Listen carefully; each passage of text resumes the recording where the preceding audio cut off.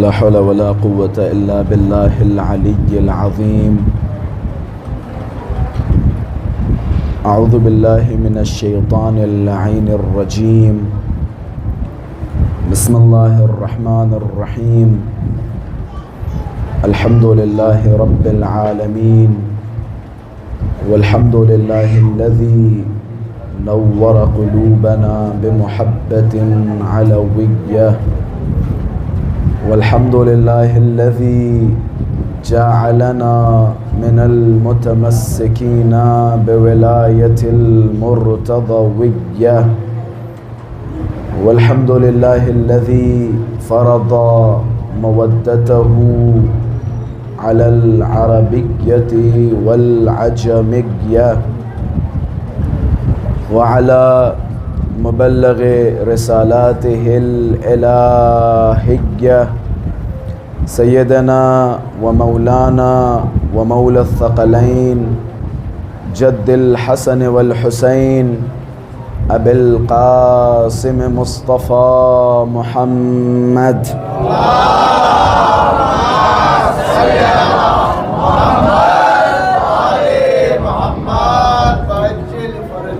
اللهم صل وسلم وزد وبارك على صاحب الدعوة النبوية والصولة الحيدرية والعصمة الفاطمية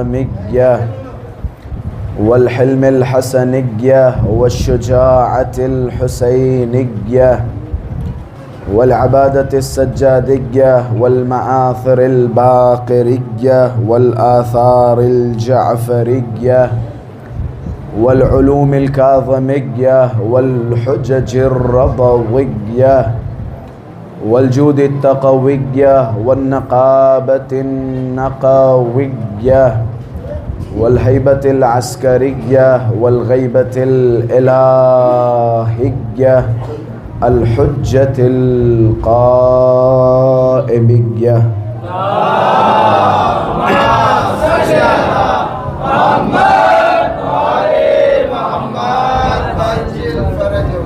اللهم عجل لوليك الفرج والعافية والناصر، واجعلنا من أعوانه وأنصاره. أما بعد، فقد قال الله تبارك وتعالى في محكم كتابه ومتقن خطابه. بسم الله الرحمن الرحيم. الله نور السماوات والأرض، مثل نوره كمشكاة فيها مصباح، المصباح في زجاجة، الزجاجة كأنها كوكب دري يوقد من شجرة مباركة زيتونة لا شرقية ولا غربية يكاد زيتها يضيء ولو لم تمسسه نار، نور على نور يهدي الله لنوره من يشاء ويضرب الله الأمثال للناس والله بكل شيء عليم. في بيوت أذن الله أن ترفع ويذكر فيها اسمه يسبح له فيها بالغدو والآصال. صدق الله العلي العظيم.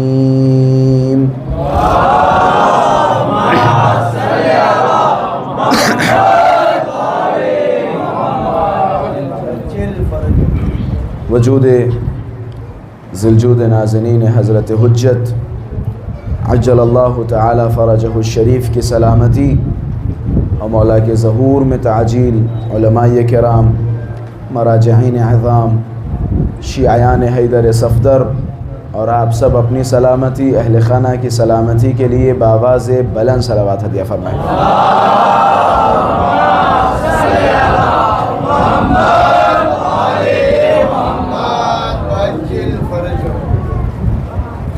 عزیزان محترم، ہماری گفتگو کا یہ تیسرا سلسلہ ہے۔ ہم نے جناب زینب سلام اللہ علیہا کی ذات پہ گفتگو کی،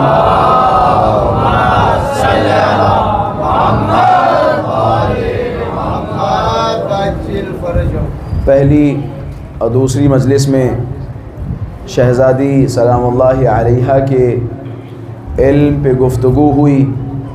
اللہ تبارک و تعالی نے ہمیں توفیق دی کہ ہم شہزادی کے علم پہ گفتگو کریں، اور آپ کو توفیق دی کہ آپ شہزادی سلام اللہ علیہا کے بعض فضائل و مناقب سنیں.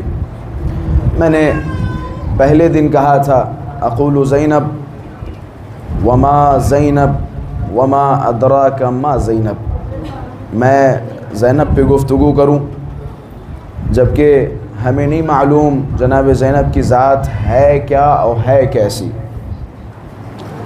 جناب زینب سلام اللہ علیہا کی ذات قابل فہم نہیں ہے.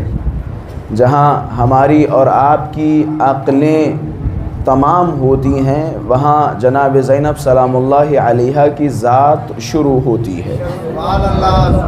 جناب زینب سلام اللہ علیہا کے بہت سارے القابات ہیں. انہی القابات میں سے ایک مشہور و معروف لقب ہے عقیلہ بنی ہاشم.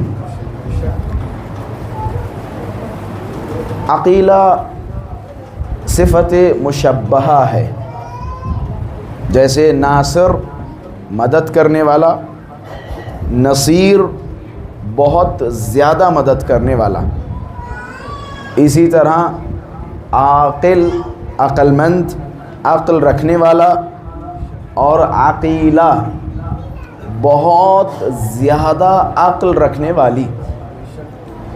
جناب زینب سلام اللہ علیہا کا لقب عقیلہ ہے، مشہور و معروف، بہت زیادہ عقل رکھنے والی.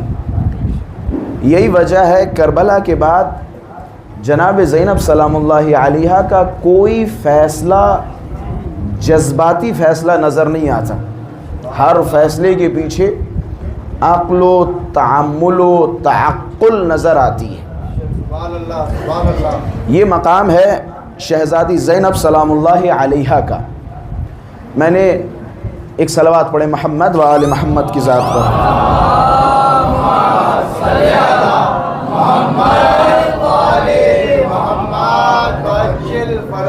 ایک اور صلوات پڑھے محمد و آل محمد کی ذات پر.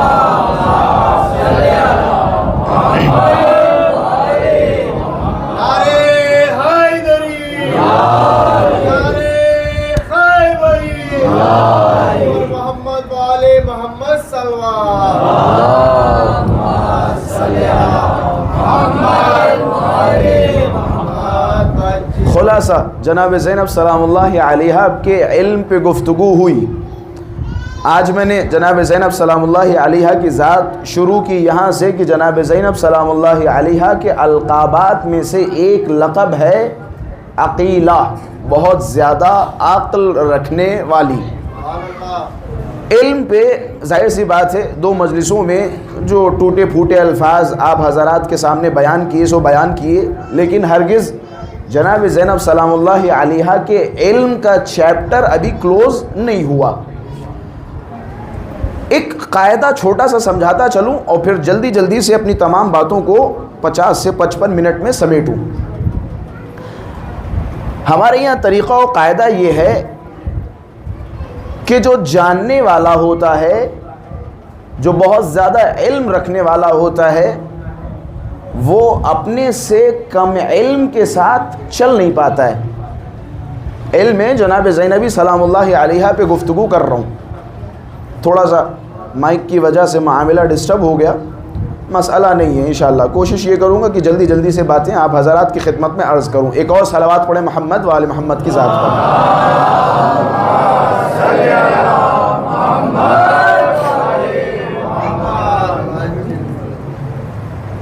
کم علم والا اپنے سے زیادہ علم والے کے ساتھ چل نہیں پاتا.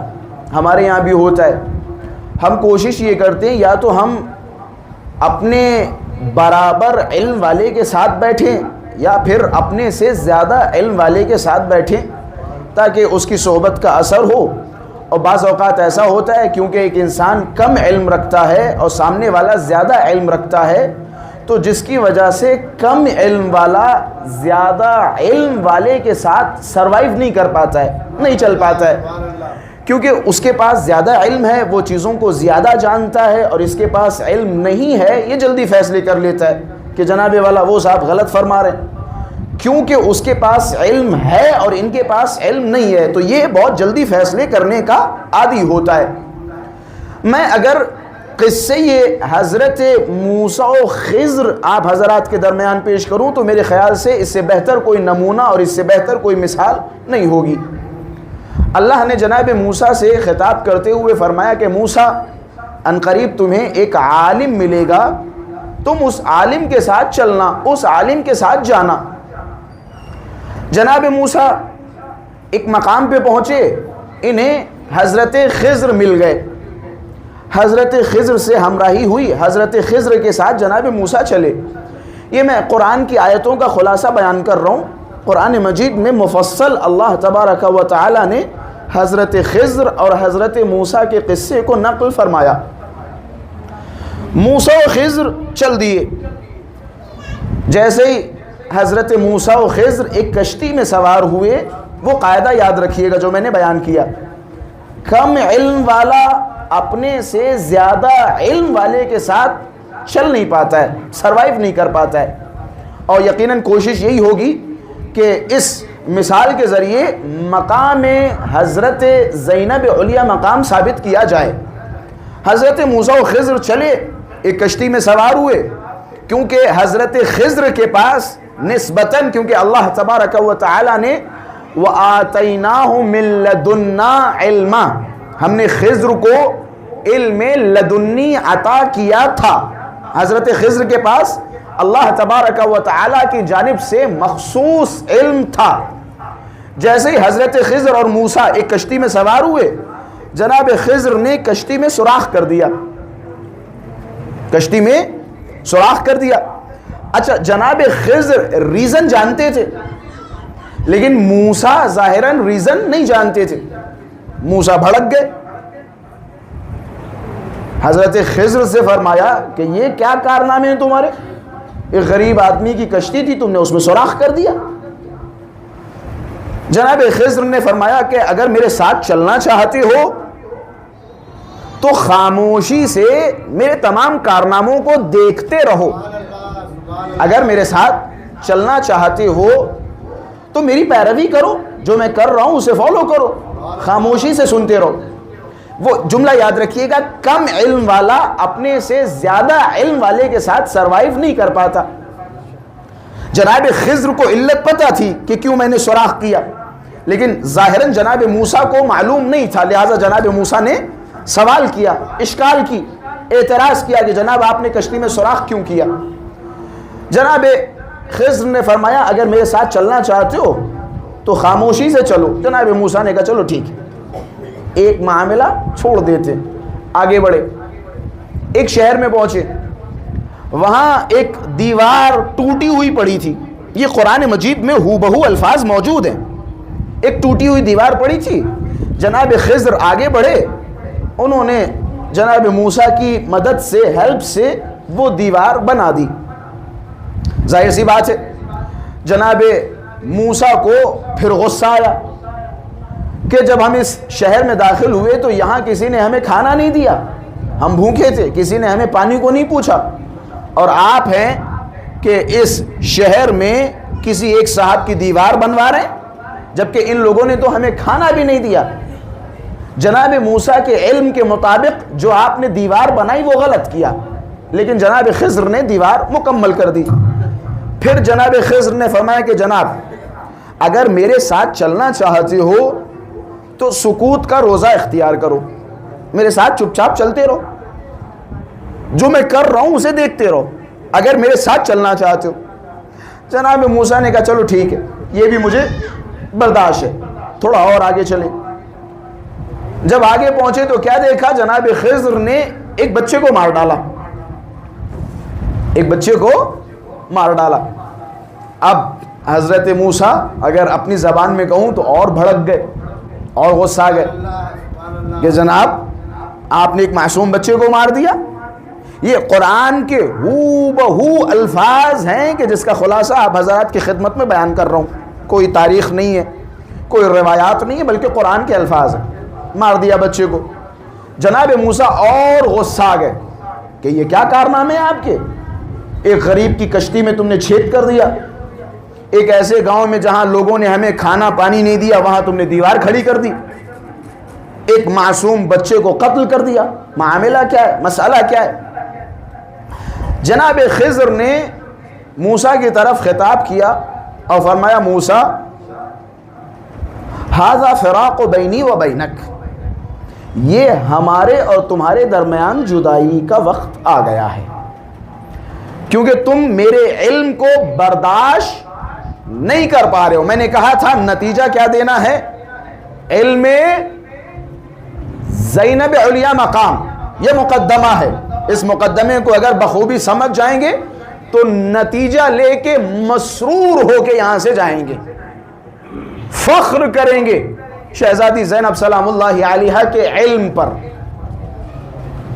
موسیٰ سے جناب خضر نے فرمایا کہ موسیٰ ھذا فراق بینی و بینک، یہ ہمارے اور آپ کے درمیان جدائی، آپ اپنے کام سے جائیے، آپ ہمارے ساتھ رہ نہیں سکتے، انک لن تستطیع معی صبری، تم میرے ساتھ صبر نہیں کر سکتے۔ لیکن ہاں جانے سے پہلے میں بتا دوں کہ وہ جو 3 کارنامے میں نے انجام دیے تھے وہ کسی جہالت کی بنا پہ انجام نہیں دیے تھے، بلکہ میرے پاس جو علم تھا وہ علم تمہارے پاس نہیں تھا اور تم اس علم کو برداشت نہیں کر پائے۔ اگر تمہارے پاس وہ علم ہوتا، وہ سمجھ ہوتی، وہ ادراک ہوتا تو تم مجھ سے سوال نہیں کرتے، چپ چاپ چلتے چلے جاتے۔ کہ وہ جو میں نے کشتی میں سوراخ کیا اس کی وجہ یہ تھی کہ وہ کشتی بڑی خوبصورت تھی، بڑی اچھی تھی، اور وہ فلاں بادشاہ اس کشتی پہ قبضہ کرنے والا تھا۔ میں نے اتنا سوراخ کیا کہ جتنے میں پانی اوپر نہ آ سکے، تاکہ جب وہ بادشاہ اس کشتی کو دیکھے اور کہے جناب یہ تو معیوب ہے اور اس کشتی کو چھوڑ دے، کیونکہ غریب آدمی کی کشتی ہے۔ پہلا عمل جناب موسیٰ شوق ہو گئے کہ اچھا، اور وہ جو تم نے ایک دیوار کھڑی کی تھی کہ اس کا مسئلہ یہ تھا کہ اگرچہ گاؤں والوں نے پانی نہیں دیا، کھانا نہیں دیا، لیکن وہ دیوار یتیموں کی تھی، ان کے والدین اس دنیا سے جا چکے تھے، 2 یتیم بچے تھے، اور اس دیوار کے اندر خزانہ تھا۔ میں نے اس دیوار کو مکمل کر دیا تاکہ ان کا خزانہ محفوظ رہے، بڑے ہوں تو وہ خزانہ ان کے کام آ سکے۔ یہ دوسرا ریزن۔ تیسرا ریزن، اس بچے کو کیوں مار دیا کہ یہ بچہ جب بڑا ہوتا تو اپنی پوری نسل کو کافر بنا دیتا، لہذا اللہ نے حکم دیا، میں نے اس بچے کو مار دیا۔ ٹھیک ہے موسیٰ، میں نے بتا دی تینوں علتیں، لیکن تمہارے اندر صبر نہیں ہے، تمہارے اندر صبر نہیں ہے۔ چلنے سے پہلے میں نے کہہ دیا تھا کہ تم میرے ساتھ چلو، لیکن ٹوکنا نہیں جگہ جگہ، بیچ میں بولنا نہیں، جو میں کر رہا ہوں کرنے دینا۔ نتیجہ کیا نکلا؟ نتیجہ یہی نکلا جس کے پاس زیادہ علم ہو اس کے ساتھ کم علم والا چل نہیں پاتا۔ سبحان اللہ، موسیٰ کے پاس تھوڑا کم علم تھا جناب خضر کی بنسبت، لہٰذا موسیٰ چل نہیں پائے خضر کے ساتھ، جگہ جگہ اعتراض کرتے رہے۔ نتیجہ یہ نکلا کہ کم علم والا زیادہ علم والے کے ساتھ چل نہیں پاتا۔ اب سلام ہو زینب علیہ مقام پر جس نے رسول کے زمانے کو بھی دیکھا، علی کے زمانے کو بھی دیکھا، حسن و حسین کے بھی زمانے کو دیکھا۔ تاریخ میں کہیں نہیں ملتا جہاں زینب نے کسی موضوع پر اعتراض کیا ہو۔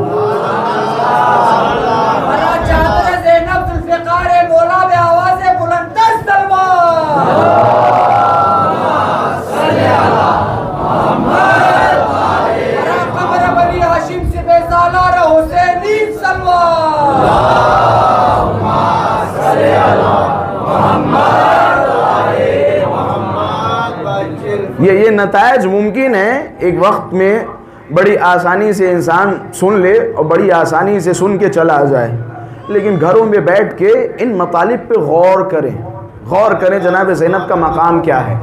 موسیٰ کچھ چیزوں کے بارے میں نہیں جانتے تھے تو خضر سے بار بار سوال کر رہے ہیں، لیکن سلام ہو زینب کے فہم پر، زینب سلام اللہ علیہا کی عقل پر، زینب سلام اللہ علیہا کے ادراک پر۔ رسول گرامی کا زمانہ دیکھا، علی کا دور دیکھا، جنگ صفین دیکھی، جنگ نہروان دیکھی، کہیں نظر نہیں آتا جہاں زینب سلام اللہ علیہا نے کچھ ٹوکا ہو یا کسی چیز کی طرف اشارہ کیا ہو یا کوئی اعتراض کیا ہو۔ حسین جب اپنا قافلہ لے کے مدینے سے نکلے تو بہت سارے لوگ تھے، محمد حنفیہ اور نمید النم فلاں فلاں فلاں فلاں فلاں، سب آ کے اپنی اپنی مشورہ دے رہے ہیں، مولا آپ ایسا کیجئے نا، مدینہ مت چھوڑیے۔ ایک آگے کہہ رہے ہیں مولا آپ ایسا کیجئے نا، مدینہ چھوڑ کے تو جا ہی رہے ہیں، مکہ مت جائیے، مولا آپ ایسا کیجئے کوفہ مت جائیے، مولا آپ ایسا کیجئے یمن چلے جائیے، مولا آپ ایسا کیجئے ہاں عورتوں کو چھوڑ جائیے، مردوں کو لے کے جائیے، مولا آپ ایسا کیجئے وہ جو ایک چھوٹا سا ننھا سا شیر خوار بچہ ہے اسے چھوڑ دیجئے، اسے کہاں لے کے جا رہے ہیں، مولا آپ ایسا کیجئے عورتوں کو چھوڑ دیجئے، عباس کو بھی یہیں چھوڑ دیجئے۔ ہر کسی نے اپنی اپنی مشورہ دی، ہر کسی نے مشورہ دی، لیکن امام کے سامنے ٹوٹلی سرنڈر وہ ہوتا ہے کہ جو امام کے سامنے اپنی زبان نہ کھولے، اپنی زبان نہ کھولے۔ امام کے سامنے چوں و چرا کی گنجائش نہیں ہوتی ہے۔ امام نے اگر کچھ کہا تو آپ پوچھیں چوں و چرا، چرا انکار باید بکنی، مثلا یہ کام کس لیے کیا جائے، یہ کیوں کیا جائے، یہ امام کے سامنے چوں یا کیوں یا کس لیے یہ سوالات نہیں ہوتے۔ امام نے اگر فرمایا آپ سے کہ جناب فلاں، جناب علی، جناب حیدر، جناب مونس مثلا یہ کام کرو، تو امام سے ریزن نہیں پوچھا جاتا۔ اور یہی معرفت کی سب سے بڑی معراج ہے، معرفت کی سب سے بڑی معراج کہ جہاں شوں و چرا کی کوئی گنجائش نہ ہو۔ اور یہ معراج اگر کسی کو حاصل ہے تو وہ ہے جناب زینب علیہ مقام۔ پورے سفر کربلا میں زینب سلام اللہ علیہا نے سوال نہیں کیا۔ سوال نہ کرنا اس بات کی دلیل ہے کہ زینب سلام اللہ علیہا ہر بات کا ریزن جانتی تھی، ریزن جانتی تھی۔ زینب جانتی تھی کہ اگر حسین 6 ماہ کے اصغر کو لے جا رہے ہیں تو اس کے پیچھے حکمت حسین کیا ہے، یہ زینب جانتی تھی۔ زینب جانتی تھی کہ اگر سید سجاد شب عاشور بیمار ہیں یا مریض ہیں تو اس کی وجہ کیا ہے، زینب جانتی تھی۔ اور یہی وجہ ہے کہ زینب علیہ مقام نے سوال نہیں کیا۔ اچھا تھوڑا سا اور ڈیپ آپ کو لے جاؤں، شاید لطف اندوز ہوں۔ آپ غور کریں، جناب صدیقہ نے اپنی چادر بچھائی، رسول گرامی چادر میں آئے، انی اجد فی بدنی ضعفا، میں اپنے بدن میں کمزوری محسوس کر رہا ہوں۔ کس کے جملات ہیں؟ رسول اللہ کے۔ اچھا جناب، یہ جو چادر تطہیر والا معاملہ ہوا اس وقت جناب زینب تھی یا نہیں تھی؟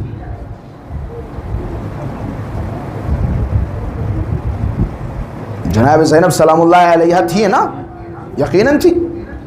اگر آپ ساری تاریخ نکالیں تو پتہ چلتا ہے کہ زینب سلام اللہ علیہ کی عمر 6 سے 7 برس کی ہوگی۔ ٹھیک ہے، توجہات ہے میری طرف، متوجہ ہے، میں نتیجہ دینے کی کوشش کر رہا ہوں۔ چادر تطہیر کا پورا قصہ اٹھائیے۔ چادر تطہیر میں جب پنجتن آئے تو اس وقت زینب سلام اللہ علیہ کی عمر 6 سے 7 برس یا 5 برس، یہ ایج ہوگی۔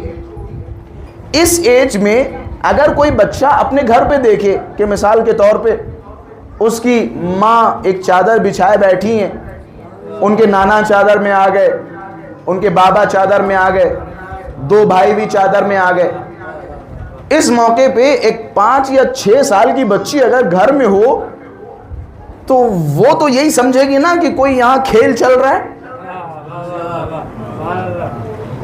ذرا سوچے، اپنے ذہن پہ زور دیں، ایک بچے کو تصور کریں، اما ان بزرگوں سے پہلے بھاگتا ہوا بچہ اس چادر میں جائے گا۔ یہ انسانی فطرت کے تقاضے بتا رہا ہوں۔ ان بزرگوں سے پہلے بچہ جائے گا، بچہ کہے گا کہ یہاں کچھ چل رہا ہے، مثلا بچہ ضد کرے گا، چادر میں جانے کی کوشش کرے گا، چادر کی طرف جائے گا۔ مجھے چادر والے پورے قصے میں کوئی ایک جھوٹی روایت دکھا دے کہ جہاں یہ لکھا ہو کہ جب یہ چادر والا واقعہ رونما ہوا تو علی کی ایک 5 یا 6 سالہ بچی زینب نے چادر میں جانے کی ضد کی ہو۔ اب آپ کہیں کہ جناب والا ضروری تھوڑی نہ کہ وہاں جو جو ہوا ہو وہ تاریخ میں بیان کیا گیا ہو۔ جناب بیان تو سب کچھ کیا گیا۔ جن جن عورتوں نے چادر میں جانے کی خواہش کی تھی ان عورتوں کے بھی نام آئے ہیں۔ ان عورتوں کے نام آنا اس بات کی دلیل ہے کہ وہاں جو کچھ ہوا وہ سب تاریخ میں موجود ہے۔ جب ان عورتوں کے نام تاریخ میں آ سکتے ہیں کہ انہوں نے چادر میں جانے کی ضد کی، تو اگر کسی بچی نے بھی جانے کی ضد کی ہوتی تو مؤرخین لکھتے۔ مؤرخین لکھتے۔ میں علم زینبی بتا رہا ہوں، مؤرخین لکھتے۔ جناب ام سلمہ آگے بڑھی، جیسے ہی چادر میں گھسنے کی کوشش کی یا اجازت مانگی، رسول گرامی نے فرمایا ام سلمہ انت علی الخیر، تم جس مقام پہ ہو وہ مقام بڑا اچھا ہے، وہ مقام بڑا اچھا ہے، تم اپنی جگہ ٹھیک ہو، لیکن خبردار چادر میں آنے کی کوشش نہ کرنا، یہ مقام جدا ہے، یہ مقام جدا ہے۔ اب میں سوال کروں گا بڑے آہستہ آہستہ اور تفہیمی انداز میں خطابت کر رہا ہوں۔ ظاہر سی بات ہے میں بھی مسلسل مجلسیں پڑھتے پڑھتے بہت زیادہ تھک چکا ہوں، اور ہمارا اس کے آگے والی جرنی بڑی خطرناک ہے۔ اب یہاں سے جو ہمارے سفر شروع ہوں گے وہ بڑے خطرناک ہے، تو میں سوچ رہا ہوں تھوڑا سا میرے گلے کو ایک سکون مل جائے۔ میرے گلے میں ہلکا سا زخم ہو چکا ہے، تو میں اس وجہ سے تھوڑا آہستہ آہستہ اور نرم لہجے کے ساتھ پڑھ رہا ہوں، تاکہ 1-2 دن اس گلے کو تھوڑی سی آرام مل جائے۔ ایک صلوات پڑھے محمد والے محمد کی ذات پر۔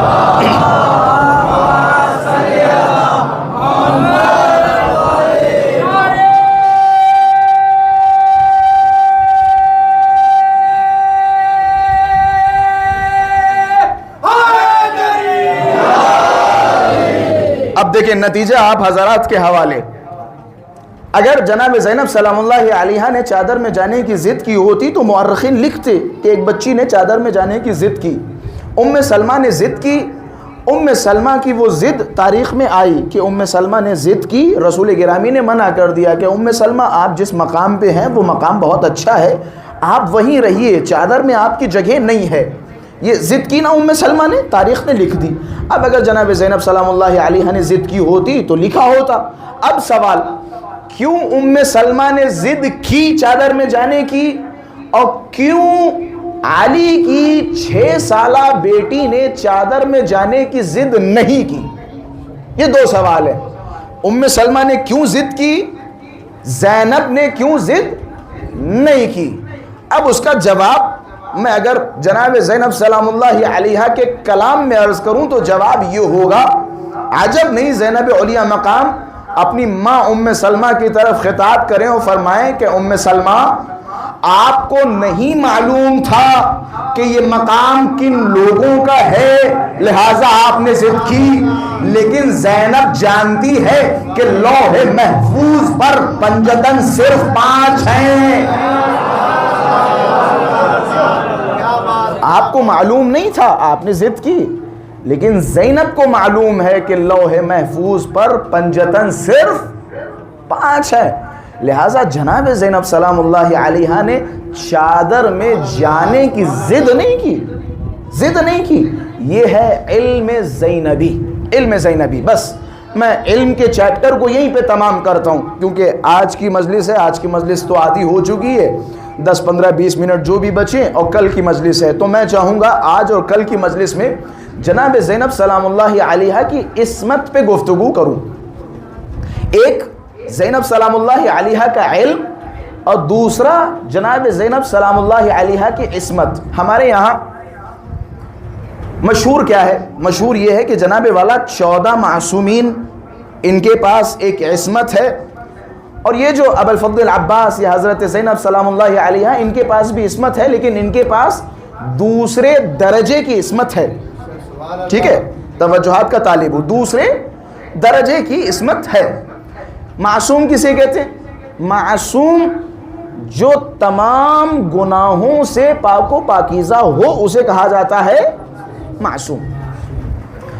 اب دیکھیں درجات کا تو علم نہیں ہے، پہلا درجہ اور دوسرا درجہ اسے کنارے رکھیے، ایک جملہ ضرور کہوں گا، امیر المؤمنین معصوم ہے، معصوم عن الکل، یعنی تمام گناہوں سے پاک و پاکیزہ ہیں۔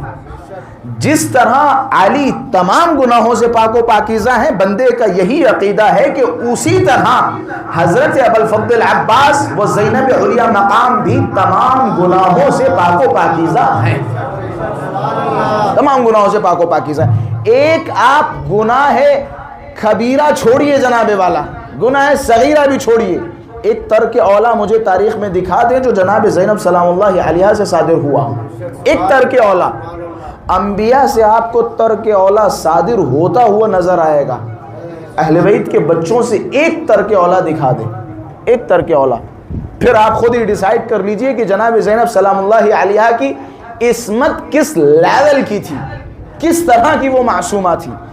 عصمت، بس میں مختصر گفتگو کروں گا عصمت پہ، عصمت کیسے کریٹ ہوتی ہے، عصمت کس طرح ڈیولپ ہوتی ہے اور کس طرح سے بنتی ہے، عصمت کیسے پہچانا جائے۔ مثال کے طور پہ فلاں صاحب کی عصمت زیادہ ہے اور فلاں صاحب کی عصمت کم ہے۔ عصمت صبر سے ڈیولپ ہوتی ہے، جتنا زیادہ پرسنالٹی میں صبر ہوتا ہے اتنی ہی بلند و بالا اس کی عصمت ہوتی ہے۔ مثال کے طور پہ اگر علی کی عصمت اتنی بلند و بالا ہے تو اس کی ایک وجہ یہ ہے کہ علی کا صبر بہت بلند و بالا ہے، علی کا صبر بہت بلند و بالا ہے، اتنا بلند و بالا کہ ایک شخص کے اوپر تلوار مولا نے رکھی، اس نے مولا کے منہ پہ تھوک دیا، مولا کے منہ پہ تھوک دیا، مولا نے تلوار نکالی اور مارنے چلے، رک گئے کہ اگر اب میں ماروں گا تو لوگ یہ فیصلہ کریں گے یا میں خود یہ فیصلہ کروں گا کہ میں نے غصے کی وجہ سے اسے مارا ہے، لہٰذا میں ابھی تجھے چھوڑ رہا ہوں، بعد میں ماروں گا، مثال کے طور پہ۔ یہ عصمت ہے، عصمت جتنا زیادہ صبر ہوتا ہے اتنی بلند و بالا اس کی عصمت ہوتی ہے۔ ظاہر سی بات ہے اگر جناب زینب سلام اللہ علیہا کا صبر ثابت ہو گیا تو عصمت بھی ثابت ہو جائے گی۔ اب یہ ڈیپینڈ کرتا ہے کہ جناب زینب کا صبر کس لیول کا ہے۔ میں دیکھیں عصمت کا مقابلہ نہیں کر رہا ہوں، وہ نتیجہ خود آپ نکالیں گے، میں فی الحال صبر کا مقابلہ کر رہا ہوں۔ آپ کی نظر میں انبیاء کی عصمت بہت بلند و بالا ہے، انبیاء کا صبر بہت بلند و بالا ہے، میں جناب زینب سلام اللہ علیہا کی عصمت کا مقابلہ تو انبیاء سے نہیں کر رہا، لیکن میں صبر کا مقابلہ کر سکتا ہوں۔ آئیے جناب صبر دیکھیے، پہلے انبیاء کا صبر دیکھیے، شروع ہوئی ہے جناب آدم سے۔ اللہ نے کہا آدم یہ جنت تمہارے حوالے، یہ بہترین پھل تمہارے حوالے، یہ بہترین نہریں تمہارے حوالے، یہ بہترین آب و ہوا تمہارے حوالے، سب کچھ تمہارے حوالے، لیکن خبردار اس درخت کے کنارے نہ جانا۔ حضرت آدم نے کیا کیا؟ سب کچھ چھوڑ دیا اور اس درخت کے پاس چلے گئے، یعنی صبر نہیں کیا اس معاملے میں، ایک شخصیت ہو گئی۔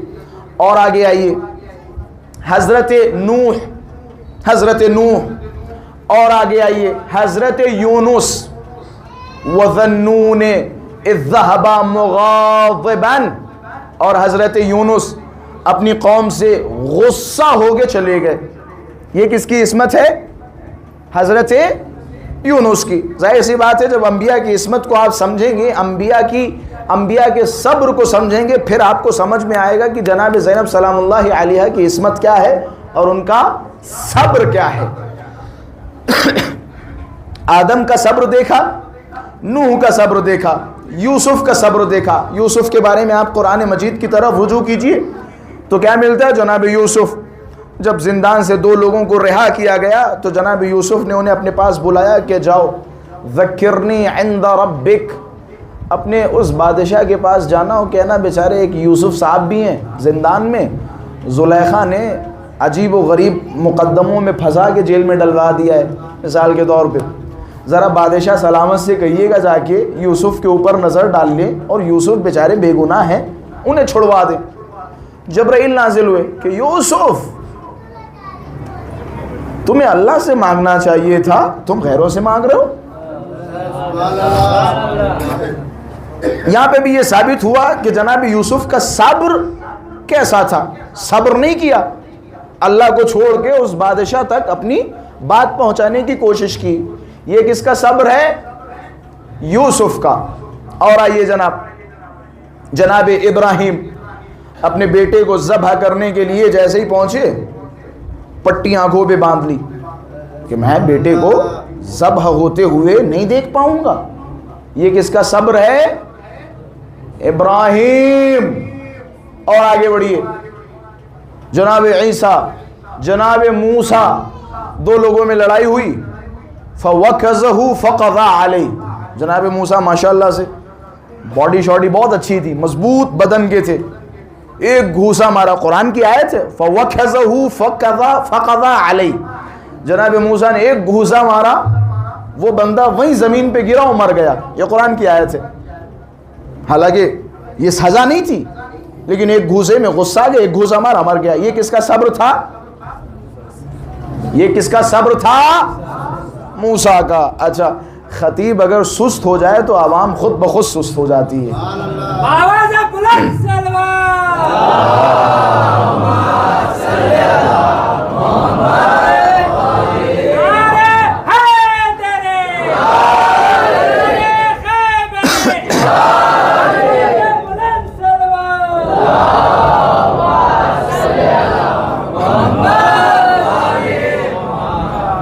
خلاصہ یہ انبیاء کا صبر تھا جو میں نے بیان کیا۔ آدم کا صبر دیکھا، ابراہیم کا صبر دیکھا، یونس کا صبر دیکھا، یحییٰ کا صبر دیکھا، یوسف کا صبر دیکھا، موسیٰ و عیسیٰ کا صبر دیکھا۔ یہ تمام صبر ہیں تمام انبیاء کے۔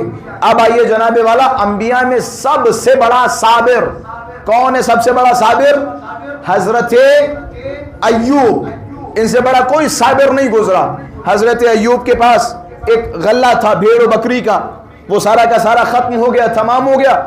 حضرت ایوب بیچارے خدا کی بارگاہ میں بیٹھ کے مصلی عبادت پہ شکر کر رہے ہیں، پروردگارہ تیرا لاکھ لاکھ شکر، تو نے صرف اور صرف یہ ہمارے ان بھیڑوں کے غلے کو تباہ و برباد کیا، لیکن اس کے باوجود میں سلامت ہوں، میرے گھر والے سلامت ہیں، میرے بچے سلامت ہیں۔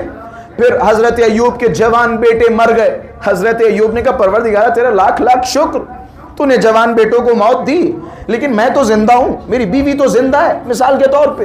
پھر تھوڑے دنوں کے بعد حضرت ایوب کے بدن میں مختلف قسم کی بیماریاں آئیں، تب بھی حضرت ایوب اللہ کا شکر کرتے رہے، اتنا شکر کرتے رہے کہ اللہ نے مہر لگا دی، ایوب انت اصبر الصابرین، اے ایوب تم تمام صبر کرنے والوں میں سب سے زیادہ صبر کرنے والے ہو۔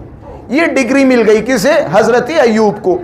لیکن ایک مقام آیا جہاں حضرت ایوب صبر نہیں کر پائے۔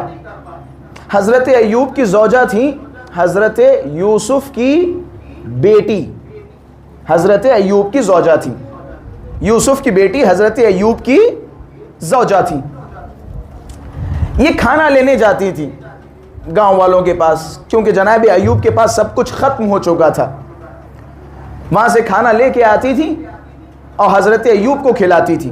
ایک دن شیطان نے گاؤں والوں کو بہکایا اور کہے کہ بھائی ایوب کی زوجہ بہت خوبصورت ہیں، چہرہ تو دکھائیں گی نہیں، ان پہ پریشر ڈالنا اپنے بال دکھائیں۔ نبی کی زوجہ ہیں، نبی کی بیٹی ہیں، پریشر ڈالنا اپنے بال دکھائیں، اور ان سے کہنا کہ کھانا ہم تب دیں گے جب آپ اپنے بال دکھاؤ گی، شو کرو گی۔ جناب ایوب کی زوجہ گھر آئیں اور آنے کے بعد اپنے شوہر سے کہا کہ یا نبی اللہ، لوگ ایسی ایسی ڈیمانڈ کر رہے ہیں، آپ کا کیا کہنا ہے، کیا کروں؟ کھانا لے کے آؤں، اپنے بال دکھا دوں؟ اسے یہیں پہ روک لیجئے، تھوڑی دیر کے لیے روک لیجئے۔ معاملہ غیرت کا ہے، معاملہ غیرت کا ہے۔ مرد کی غیرت جتنی بلند و بالا ہوگی، اس کی زوجہ، اس کی عورت اتنی ہی محجبہ ہوگی، مرد کی غیرت جتنی زیادہ ہوگی۔ اور حدیثوں میں ہے کہ ایک عورت 3 لوگوں کو جہنم میں ڈالنے کا سبب بنتی ہے۔ ایک خاتون، ایک عورت بھائی کو جہنم میں لے کے جاتی ہے، شوہر کو جہنم میں لے کے جاتی ہے، باپ کو جہنم میں لے کے جاتی ہے۔ اگر باپ بے غیرت ہو اور اس کی بیٹی مثال کے طور پہ بے پردہ بے حجاب گھوم رہی ہو تو باپ کی غیرت پہ سوال جائے گا، بہن گھوم رہی ہو تو بھائی کی غیرت پہ سوال جائے گا، بیوی گھوم رہی ہو تو شوہر کی غیرت پر سوال جائے گا۔ میں نے پہلے دن عرض کیا تھا کہ میں ظاہر سی بات ہے تنزیہ گفتگو نہیں کرتا، میں صرف ایک روایت سناؤں گا۔ ظاہر سی بات ہے سب کے دلوں میں علی ہے اور وہ علی دھڑکتا رہتا ہے، محبت ہے اپنے مولا سے، اپنے آقا سے۔ ہر وہ انسان، چاہے ہماری ماں بہنیں جو بیٹھی ان باتوں کو سن رہی ہیں اور ہمارے بھائی، ہمارے بزرگ جو میرے سامنے بیٹھے ہوئے ہیں، یہ دغدغہ یہ دل ہے۔ آپ مولا علی کے چاہنے والے ہیں، سیدہ زینب کی چادر پہ رونے والے ہیں، حضرت صدیقہ کے شکستہ پہلو پہ گریہ کرنے والے ہیں۔ میں صرف ایک غیرت کتنی اہم ہے اس کی طرف اشارہ کر دوں۔ میں نے ابھی بیان کیا کہ ایک عورت 3 لوگوں کو جہنم میں لے جانے کا سبب بنتی ہے، باپ، شوہر، بھائی۔ اگر شوہر بے غیرت ہے تو ظاہر سی بات ہے اس کی زوجہ بے پردہ پھرے گی، اگر بھائی بے غیرت ہے تو ظاہر سی بات ہے اس کی بہن بے پردہ پھرے گی، اگر باپ بے غیرت ہے تو ظاہر سی بات ہے اس کی بیٹی بے پردہ پھرے گی۔ اس میں کوئی دو رائے نہیں، غیرت بہت اہم ہے، اور جس کے پاس غیرت ہے اس کے پاس سب کچھ ہے، اور جس کے پاس غیرت نہیں اس کے پاس کچھ نہیں۔ مولا امیر نے فرمایا، میرے اور آپ کے مولا امیر، قربان جاؤں مولا کے نام پہ، مولا نے فرمایا ان اللہ غیور، میرا رب، میرا خدا غیرت مند ہے، اللہ بہت غیرت مند ہے، بہت بڑا غیرت مند ہے۔ وَإِنَّ جَدِّيَ إِبْرَاهِيمَ كَانَ غَيُورًا، میرا جد ابراہیم بھی بہت غیرت مند تھا، بہت غیرت مند تھا، اتنا غیرت مند تھا کہ جب وہ اپنی زوجہ حضرت سارہ کو لے کے آئے تو لوگوں کی نظر ان کی زوجہ پہ نہ پڑے، لہٰذا انہوں نے اپنی زوجہ کو صندوق میں رکھ دیا تھا تاکہ لوگوں کی نظر ان کی زوجہ پہ نہ پڑے۔ یہ بیان کون کر رہا ہے؟ ہمارا گلی کوچے کا کوئی خطیب بیان نہیں کر رہا ہے، کوئی ذاکر بیان نہیں کر رہا ہے، مولائے متقیان بیان کر رہے ہیں کہ جب حضرت ابراہیم بواد غیر ذی زرع عند بیتک المحرم، ایک ایسی وادی میں اپنے خانوادے کو چھوڑ کے آئے جہاں کھانے پینے کو کچھ نہیں تھا، نہ آب و ہوا و گیاہ کچھ نہیں تھا، کہ حضرت ابراہیم اپنی زوجہ کو صندوق میں لے کے آئے، رکھا، جب چاروں طرف دیکھ لیا کہ کوئی دیکھ نہیں رہا ہے پھر اپنی زوجہ کو باہر نکالا۔ یہ کون بیان کر رہا ہے؟ مولائے متقیان۔ کیا فرما رہے ہیں؟ ان جدی ابراہیم کان غیوراً، میرا جد ابراہیم غیرت مند تھا۔ ان کی غیرت کا قصہ یہ جو بیان ہوا، اب اس کے بعد کے جملے ہیں مولائے متقیان کے، ان اللہ غیور وان جدی ابراہیم کان غیوراً، میرا جد ابراہیم غیرت مند تھا، وَأَنَا أَغْيَرُ مِنْ، میں ابراہیم سے بھی زیادہ غیرت دار ہوں، میری غیرت ابراہیم سے زیادہ ہے، میری غیرت ابراہیم سے زیادہ ہے۔ میں جملے جب علی کی زبان سے یہ پڑھتا ہوں، اپنے اطراف کا معاشرہ دیکھتا ہوں تو خود پہ روتا ہوں۔ مقام ہے رونے کا مقام ہے۔ میرے مولا کی غیرت دیکھیں۔ یحییٰ مازنی کہتا ہے میں دیکھتا تھا رات میں ایک بی بی گھر سے نکلتی تھی روضہ رسول کی زیارت کے لیے، تو ایک طرف عباس، ایک طرف علی اکبر، ایک طرف حسن، ایک طرف حسین، چاروں طرف سے پہرے لگا دیے جاتے تھے۔ ہم لوگ پریشان ہو جاتے تھے کہ جناب والا اتنا پروٹوکول، اتنا پہرا کس کے لیے؟ بعد میں پتہ چلتا تھا کہ علی کی بیٹی زینب روضہ رسول کی زیارت کا ارادہ رکھتی ہیں. یحییٰ مازنی کہتا ہے میں نے دیکھا جب جناب زینب علیہ مقام روضہ رسول کے پاس پہنچتی تھی تو قبر رسول پہ ایک چراغ جلتا ہوتا تھا، علی پہلے پہنچ کے اس چراغ کو بجھا دیتے تھے تاکہ زینب کا سایہ کسی کو محسوس نہ ہو، سایہ زینب کسی کو محسوس نہ ہو. یہ تھی غیرت کس کی؟ علی ابن ابی طالب کی. آئیے جناب پھر اسی کی طرف. حضرت ایوب کی خدمت میں جب ان کی زوجہ آئیں اور آنے کے بعد کہا کہ یا نبی اللہ یہ لوگ کہہ رہے ہیں کہ کھانا ہم تب دیں گے جب اپنے آپ سر کے بال دکھاؤ. نبی اللہ کیا کروں؟ ایوب نے کیا کیا کیا؟ 2 جوان بیٹے مر گئے سو مر گئے، باغ و باغیچہ تباہ ہو گیا سو ہو گیا، اللہ تیرا شکر، میں پریشان نہیں ہوں. لیکن جیسے ہی اپنی زوجہ کے بال کھولنے کا ذکر ہوا، روایت کے جملے کہ جناب ایوب کھڑے زمین پہ گر گئے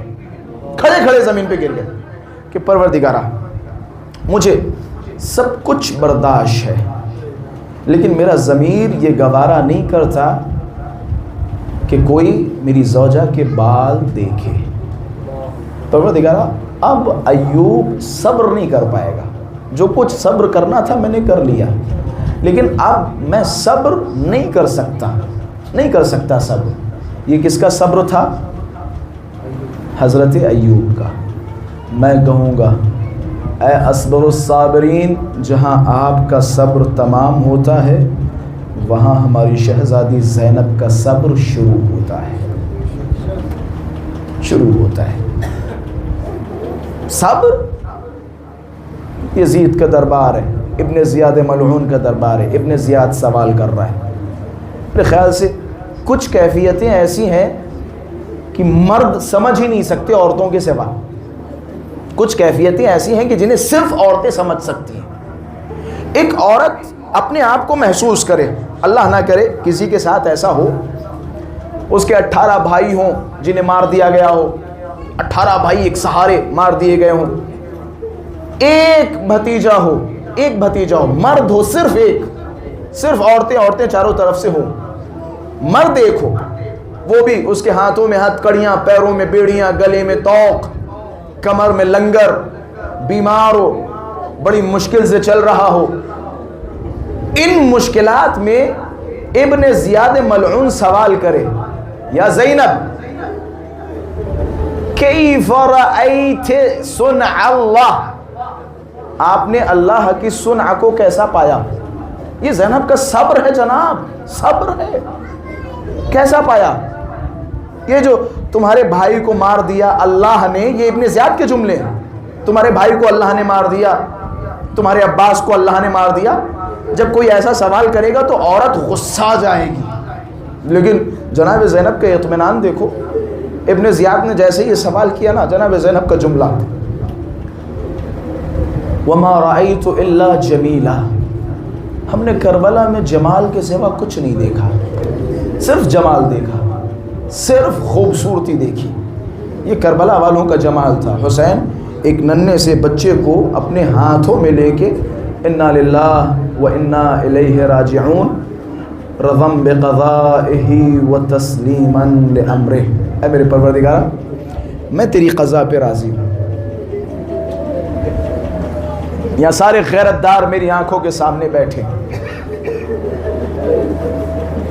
خدا کی قسم دلوں میں جتنی زیادہ غیرت ہوگی اتنی زیادہ یہ آنکھیں زینب پہ تڑپے گی.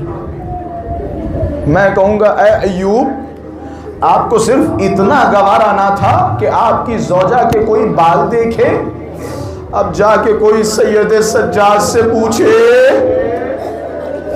یہی وجہ ہے جب بھی کوئی سید سجاد سے پوچھتا تھا نا مولا سب سے زیادہ آپ کو تکلیف کہاں ہوئی، تو مولا جواب دیا کرتے تھے الشام الشام الشام.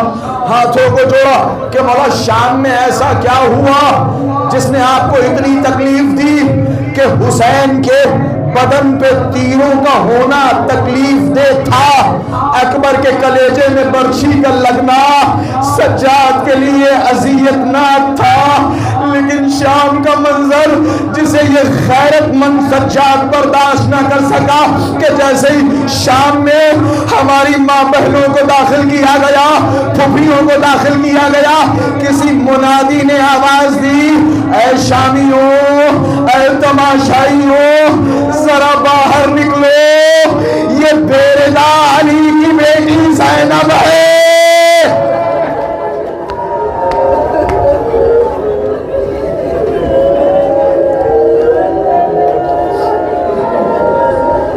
اللہ اکبر، اللہ اکبر، خدا کوئی غم نہ دے، اللہ خواتین کا پردہ سلامت رکھے، بحق زینب علیہ مقام اللہ ہم سب کو سجاد جیسی غیرت عطا فرمائے۔ سید سجاد کی غیرت کو سلام۔ سید سجاد ہمیشہ شام کو یاد کیا کرتے تھے، کوفہ کو یاد کیا کرتے تھے۔ ارے کوفہ کا وہ عجیب و غریب منظر ہوگا جب سیدانیوں کو بے پردہ گھمایا جاتا ہوگا۔ روایتوں کے جملے ہیں سید سجاد کے لیے یہ بڑا سخت تھا، ایک لمحہ اور بڑا سخت تھا۔ سید سجاد خود فرماتے ہیں کہ میں نے دیکھا جب مجھے قید کر کے لے جایا جا رہا تھا، چلنے کی وجہ سے میرے پیروں میں چھوٹے چھوٹے سے آولے پڑ گئے تھے، ان آولوں میں چھوٹے چھوٹے سے کانٹے تھے، جس کی وجہ سے میرا چلنا دشوار تھا۔ میں بڑی کوشش کرتا تھا صحیح چلنے کی، لیکن میں چل نہیں پا رہا تھا کیونکہ پیروں میں کانٹے تھے، ہاتھوں میں ہتھکڑیاں تھیں، کمر میں دوق تھا، کمر میں لنگر تھا، پیروں میں بیڑیاں تھیں۔ میں نے بڑی کوشش کی کہ میں ان پیروں کے کانٹوں کو باہر نکال سکوں، لیکن میں پیروں کے کانٹوں کو باہر نہ نکال سکا، میں جھک نہ سکا۔ روایت کے جملے ہیں سید سجاد عجیب درد بیان کرتے ہیں کہ میرے لیے سخت لمحہ یہ تھا جب میں نے وہ کانٹا نہ نکال پایا۔ ایک مقام پہ قافلے کو روکا گیا، بچوں کو آزاد کیا گیا، سیدانیوں کو آزاد کیا گیا۔ اب جیسے ہی بچوں کو آزاد کیا نا، میں نے دیکھا میری 4 سال کی بہن سکینہ دوڑتی ہوئی، اپنے ہاتھوں کی طرف نہیں دیکھا، اپنے گلے کی طرف نہیں دیکھا، اپنے گالوں کے تماچوں کی طرف نہیں دیکھا، اپنے زخمی رخسار کو نہیں دیکھا، دوڑتی ہوئی سجاد کے پاس آئی، ننھے ننھے ہاتھوں سے سجاد کے پیروں کو پکڑا، کانٹے نکالنے شروع کیے۔ جیسے ہی کانٹے نکالے سجاد تڑپ گیا۔ ارے وہ منظر یاد آ گیا جب شام غریبا خیموں میں آگ ہے، یہ ننھی بچی کبھی اس طرف بھاگ رہی ہے، اے میرے